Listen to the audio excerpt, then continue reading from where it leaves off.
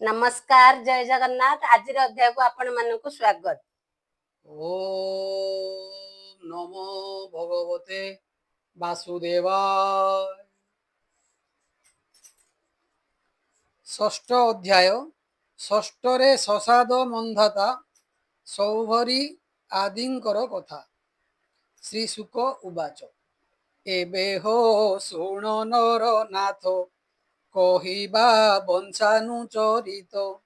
से अम्बरीश पुत्र तिनि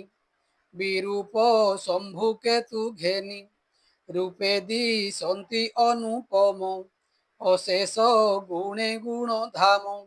पृषद स्वविरूप पुत्र रथित रजेतार सुत से रथितर अपुत्रिक उपाय कला से अनेक केबे हे पुत्रता नहिला अंगिरा तुले विचारिला बोइला मोर पत्नी गर्भे संतति कर तुम्भे भावे क्षेत्रज पुत्र हेउ मोर अपुत्र दुखु कर पार एमंत राजार बचने अंगिरा करी गर्भाधाने सतकु मोर ब्रह्म तेजे जन्मिले अंगिरार बीजे से पुणी अंगिर होइले क्षत्रिय क्षेत्रे उपुजिले पुणी मनुर घ्राणु जात इक्ष्वाकु नाम होए सुत से इक्ष्वाकुर वंश जेते कहिबा शुण एक चिते होइले सतेक कुमर ताहांक मध्ये वंशधर विकुक्षी निमिदंड नाम अति प्रशस्त गुण ग्राम एतिनी पुत्र आदि जेते राजा होइले ए जगते पूर्वे 25 तार पुत्रे राजा होइले आर्यावर्ते पश्चिमे तार पंचविंशे ज्येष्ठति निहे मध्य देशे अपरे दक्षिण उत्तर एबे हो शुण नृपवर इक्ष्वाकु पितृश्राद्ध दिने विकुक्षी राही सन्निधाने बोइले वन पशु गण मो पितृ श्राद्ध अर्थे आण तक्षणे पितृ आज्ञा शिरे घेनी पशिला वन घोरे सबर गण तुले गला अनेक पशु बध कला श्राद्धकु योग्य जेते मांस ताहांक मध्य थिला शोष अरण्ये पथ श्रम पाई क्षुधिते चली न पारई शशा गोटिए मात्र पोड़ी मांस भक्षिला धर्म हुड़ी शेष जेतेक मांस थिला पिता समीपे नेई देला से पुण वशिष्ठଙ୍କୁ आणी आनंदे बोले नृपमणि ए पशु मांसे श्राद्ध कर एमंत शुणिता उतर वशिष्ठ राजा वाक्य शुणी से कथा जोग बळे जाणी बोइले राजा मुख चाहि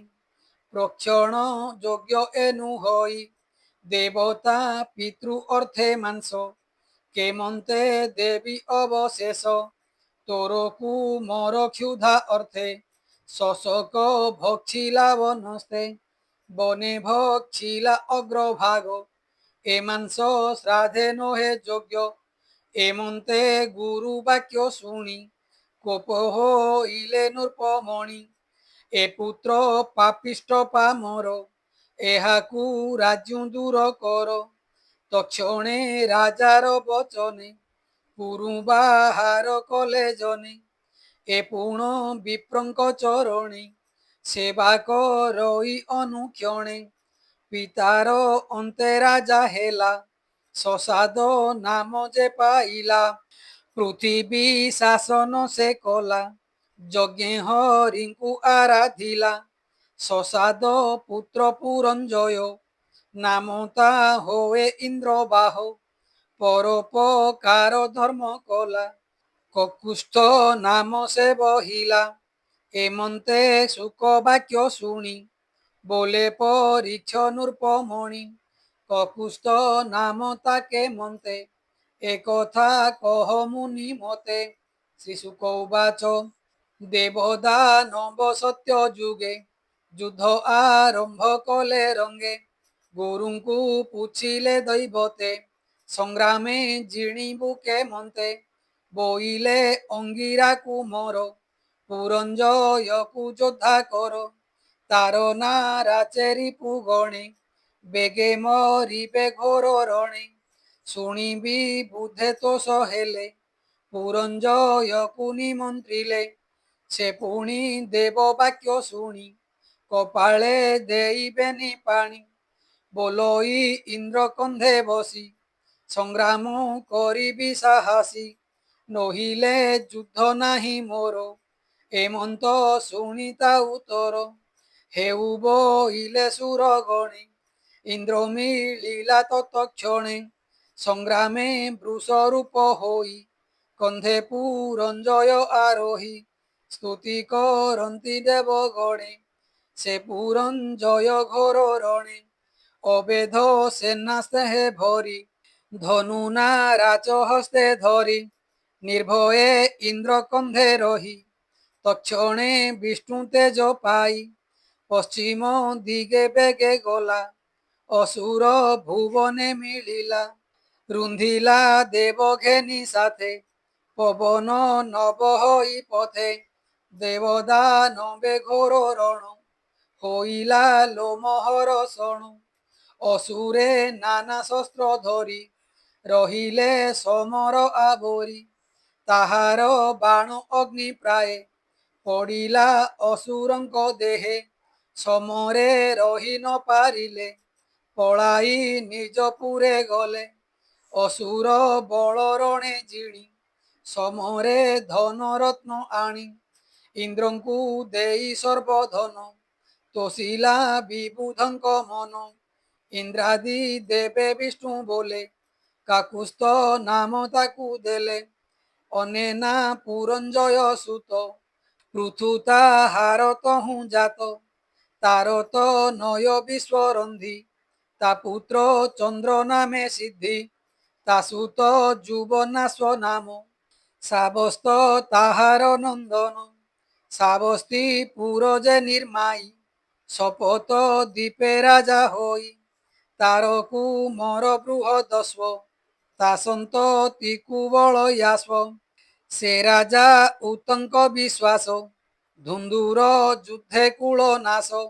ধুন্দু অসুর জেণু বধি তেণু ধুন্ধুমার প্রসিদ্ধি সমস্তে হেলে ভস্মীভূত রহিলে মাত্র তিনি সুত দৃঢ়াস্ব কপিলাস্ব বেনি ভদ্রাস্ব সহিতে সে তিনি হৈজস্ব দৃঢ়াস্বর সুত তাতহু নিকুম্ভ সম্ভূত নিকুম্ভ ঠারু যে জনম তাহার বহর্ণাস্ব নাম কুশ্বাস্ব নামে তার সুত তার তো নয় সে নজিত তা সুত যুবনাশ্ব নাম কেবে হে ন রহিলা গ্রাম অপুত্র পণে দুঃখ মনে পত্নী সমেতে গলা বনে সতেক পত্নী তার তুলে ঋষিଙ୍କ আশ্রমে মিলিলে দেখি সতেক তার নারী মুনিষ কলে দয়া করি রাজার পুত্র জন্ম অর্থে যজ্ঞ কৰাইলে সমস্তে কলসে তীর্থ জল ভরি গর্ভর অর্থে মন্ত্রী বারি যজ্ঞর শালে ঘট থই সকলে নিদ্রাগতে শোই এমন্তে রাজা যজ্ঞশালে অতি তৃষিত অন্তরালে সহিন পারি রাত্র অন্তে জল কলস ঘেনি হস্তে দেখিলা সকলে অজ্ঞান তৃষার্তে কলা জল পান এমন্তে পাহিলা রজনী নিদ্রাতে জিলে সর্বমুনি উদয় কালে মন্ত্র স্বরে কুম্ভ তোলিলে বেনি করে দেখিলে কুম্ভে জল নাহি চকিতে চৌদিগে চাহি বলন্তি পাই মনে ভ্রম কে প্রাণী কলা এড়ে কর্ম মন্ত্রী তো পুংসবন বারি কে পান কলা তৃষা ভরি ତକ୍ଷଣେ ବେନି କର ଯୋଡ଼ି ମୁନିଙ୍କ ପାଦ ତଳେ ପଡ଼ି ରାଜା ବୋଇଲା ମୁଁ ଅଜ୍ଞାନେ ତୃଷା ତୋଷିଲି ଜଳ ପାନେ ଶୁଣି ବ୍ରାହ୍ମଣେ କୋପ ବହି ବୋଇଲେ ବିଷ୍ଣୁ ମାୟା ଏହି ପ୍ରାଣୀ ଯେ ଦୈବ ଅଧୀନ ମାୟାର ବଳେ ହରେ ଜ୍ଞାନ ବୋଇଲେ ରାଜା ମୁଖ ଚାହିଁ ଗର୍ଭ ଧଇଲୁ ଏବେ ତୁହି ଏବେ ତ ଜୀବନ ସମ୍ଭାଳ ଏମନ୍ତେ ଗଲା କେତେ କାଳ ସେ ପୁତ୍ର ଜନମର କାଳେ ରାଜା ଉଦର ବାହୁ ବଳେ ଦକ୍ଷିଣ କୁକ୍ଷି ବିଦାରିଲା ତକ୍ଷଣେ ଭୂମିରେ ପଡ଼ିଲା ରାଜା ନ ମଲା ପୁଣ୍ୟ ବଳେ ଉଭାରି ଦେଖନ୍ତି ସକଳେ ପୁତ୍ରର ଦଇ କ୍ଷୀର ଅର୍ଥେ ତା ଦେଖି ଇନ୍ଦ୍ର ଦୟା ଚିତେ ବୋଲଇ ବିପ୍ରଙ୍କୁ ଅନାଇ ରାଜାର ସ୍ତନ ଯୁଗ ନାହିଁ ଏ ପୁତ୍ର ଲୋଡୁ ଅଛି କ୍ଷୀର ଏମନ୍ତ ବୋଲି ନିଜ କର ଅଙ୍ଗୁଳି ତାର ତୁଣ୍ଡେ ଦେଲା ତକ୍ଷଣେ କ୍ଷୁଧା ତା ହରିଲା ଇନ୍ଦ୍ର ବୋଲଇ ତାକୁ ଚାହିଁ ତୋର ହୋ ଇଲି ମୁହିଁ ଧାଇ ତୁ ଯେ ହୋ ଇଲୁ ବଳବନ୍ତା ଏଣୁ ତୋ ନାମଟି ମନ୍ଧାତା ସେ ପୁଣି ଚକ୍ରବର୍ତ୍ତୀ ହୋଇ ପାଳଇ ସପ୍ତଦୀପା ମହି ତାହାର ତେଜେ ଦସ୍ୟୁ ଗଣ ଭୟେ ପଳାନ୍ତି ଛାଡ଼ି ରଣ ଏଣୁ ସେ ନିଜ ତେଜ ଧାମ ପାଇଲା ତ୍ରସଧସ୍ୟୁ ନାମ ରାବଣ ଆଦି ଦସ୍ୟୁ ଯେତେ ତ୍ରାସନ୍ତି ସେ ବସିଲେ ରଥେ ଏମନ୍ତ ନାମ ଇନ୍ଦ୍ର ଦେଲା ଅନେକ କାଳ ରାଜ୍ୟ କଲା ତାରିପୁ ନାହିଁ ଏ ଶୟଳେ ବଞ୍ଚିଲା ବିଷ୍ଣୁ ତେଜ ବଳେ ଅନେକ ମତେ ଯଜ୍ଞ କଲା ଦକ୍ଷିଣା ବିପ୍ର করে ଦେଲା ସେ ହରି ସର୍ବଦେବମୟେ ଦେବେ ନ ମନ୍ତି ତାର ପାଏ ସେ ହରି ଯଜ୍ଞେ ତୋଷ କରି ସୁଖେ ପାଳିଲା ବସୁନ୍ଧରୀ ସୂର୍ଯ୍ୟର ତେଜ ଯେତେ ଦୂର ଜହିଁବା ସୂର୍ଯ୍ୟର ସଞ୍ଚାର ମାନ୍ଧାତା ତେତେ ଦୂର ରାଜା ସର୍ବେ କରନ୍ତି ତାକୁ ପୂଜା ସେ ପୁଣ ଶଶ ବିନ୍ଦୁ ପୁରେ କନ୍ୟା ଲଭିଲା ସ୍ୱୟଂବରେ ସେ କନ୍ୟା ଇନ୍ଦୁମତୀ ନାମ ରୂପରେ ଅଟେ ଅନୁପମ ତାହାର ଗର୍ଭେ ପୁତ୍ର ତିନି ଜନ୍ମିଲେ ବିଷ୍ଣୁ ତେଜ ଘେନି ପୁରୁକୁ ସ୍ତଜେ ଅମ୍ବରୀଶ ଏ ଆଦି ମୁଚୁକୁନ୍ଦ ଶେଷ ଏ ଅନ୍ତେ ପଞ୍ଚାଶ ଦୁହିତା ଉତ୍ପନ୍ନ କଲେ ମାନ ଧାତା ସେ କନ୍ୟା ଗଣ ବିଭା କାଳେ ସଘରୀ ମୁନି ଯୋଗ ବଳେ ବିବାହ କଲେ କନ୍ୟା ଗଣ ସେ କନ୍ୟା ଏକ ମନେ ଶୁଣ ସଘରୀ ଋଷି ବୃନ୍ଦାବନେ କାଳିନ୍ଦୀ ଜଳେ ଯୋଗ ଧ୍ୟାନେ ତପ କରନ୍ତି ଦୃଢ ଚିତେ ଏମନ୍ତେ କିଛି କାଳ ଅନ୍ତେ ସମାଧି ଭାଙ୍ଗିଲା ଚଞ୍ଚଳେ ସ୍ଥିରେ ଚାହିଁଲେ ନଦୀ ଜଳେ ଦେଖିଲେ ମୀନ ଗଣ ମଧ୍ୟେ ରୋହିତ ଖେଳଇ ଆନନ୍ଦେ ବାଳକ ମୀନ ତା ଶରୀରେ କ୍ରୀଡ଼ନ୍ତି ପୁଚ୍ଛ ପୃଷ୍ଠ ଶିରେ ଏମନ୍ତ ହୋଇ ପ୍ରତିଦିନେ ଖେଳନ୍ତି ମୁନି ସନ୍ନିଧାନେ ସୋଭରି ମୁନି ତାଙ୍କୁ ଚାହିଁ ଲାଳସ ଚିନ୍ତେ ବିଚାରଇ ଦେଖ ଏ ରୋହିତର ଭାଗ୍ୟ କୁଟୁମ୍ବ ମଧ୍ୟେ ସୁଖ ଭୋଗ ମୁଁ ଏବେ କରି ଗୃହାଶ୍ରମ ସାଧିବି ଯଥା କୁଳ ଧର୍ମ ଏତେ ବିଚାରି ତପ ଛାଡ଼ି ଗୃହ କରଣେ ଚିତ ବଢି ମାର୍ଗେ ଚଳନ୍ତି ସେ ବିଚାରି ବିବାହ ଅର୍ଥେ ବ୍ରହ୍ମଚାରୀ ଗୃହସ୍ଥ ଧର୍ମ ନୁହେଁ ଭଲେ ଦାରା ପରିଗ୍ରହ ନ କଲେ ଏତେ ବିଚାରି ଦୃଢ ଚିତେ ମିଳିଲେ ନୃପତି ଅଗ୍ରତେ ମୁନି ଆଗମ ରାଜା ଦେଖି ଉଠିଲା ଆସନ ଉପେକ୍ଷି ଅତିଥି ମତେ ପୂଜା କଲା ଆସନ ଦେଇ ବସାଇଲା ଅନେକ ଗୌରବ କରି ତା ଦେଖି ମୁନି ସଉ ଭରି ବୋଲନ୍ତି ରାଜା ମୁଖ ଚାହିଁ ବିଭା କରାଅ ମତେ ତୁହି ଗୃହେ କଳ୍ପିଲା ମୋର ମନ ଏ କନ୍ୟା ଦିଅ ମତେ ଦାନ ମୋହର ସନ୍ତତି ହୋଇଲେ ସ୍ୱଧର୍ମ ରଖିବୁ ତୁ ଭଲେ ଏମନ୍ତ ମୁନି ମୁଖୁ ଶୁଣି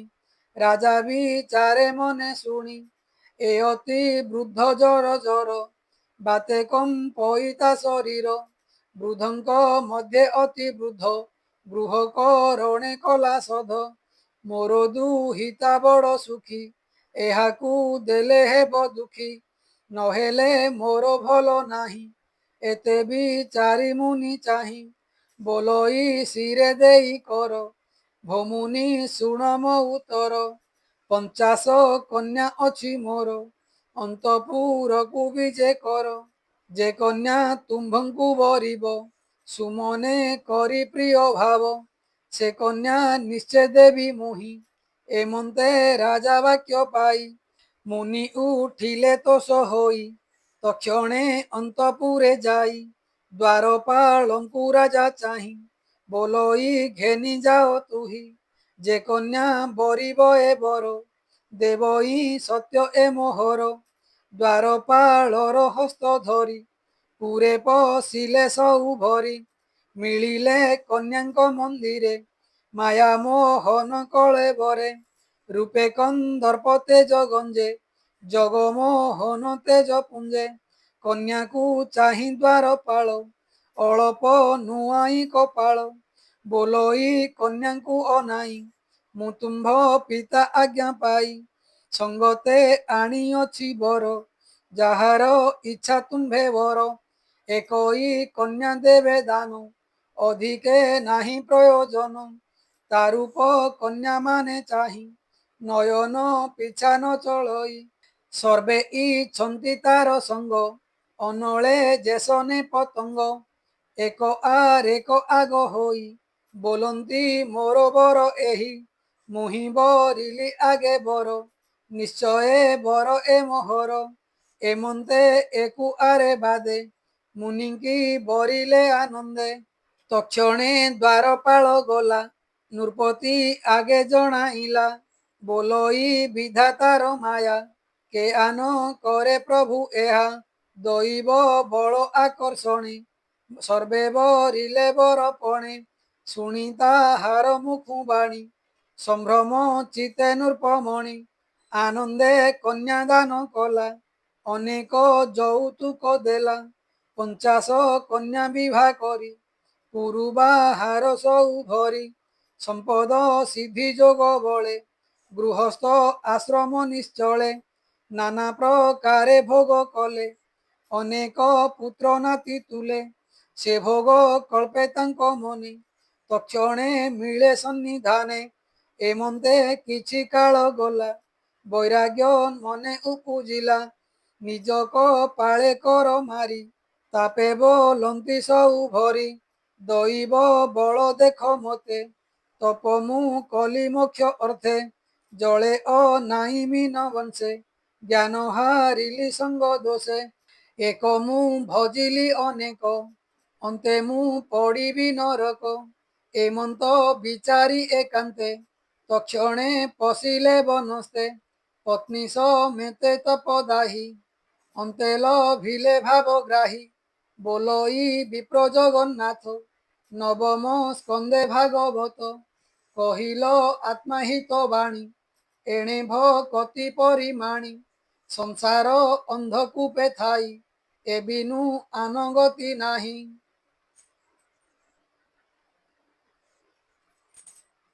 इति श्रीमद्भागवते महापुराणे परमहास्यं संहितायां नवम स्कन्धे सौभर्जुपाख्यानं नाम षष्ठोऽध्याय।